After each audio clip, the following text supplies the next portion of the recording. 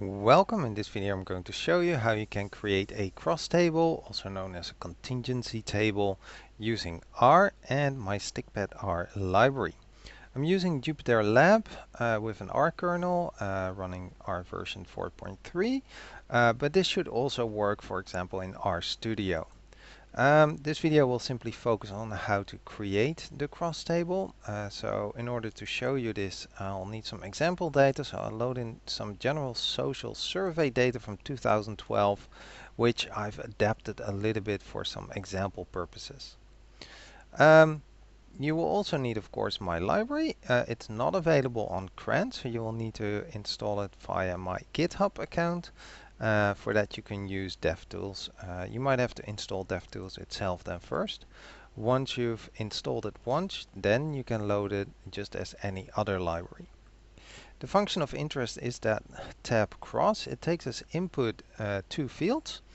And if you like, you can also specify the order and which of the categories of each of those fields you would like to use in the cross table. If you leave that blank, it will just use all of them. You can indicate if you want to see percentages instead of counts. If you don't set, then of course it will use counts. Otherwise you can specify all, then it will use the grand total as 100%, or you can get row percentages or column percentages.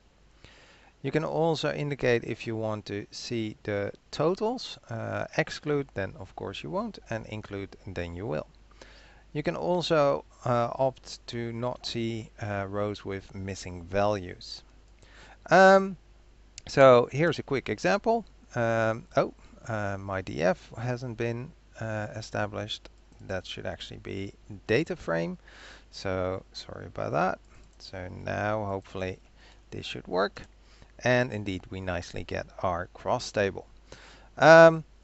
As mentioned earlier, you have quite some settings that you can change. So for example, I want to see column percentages and I want to see the totals.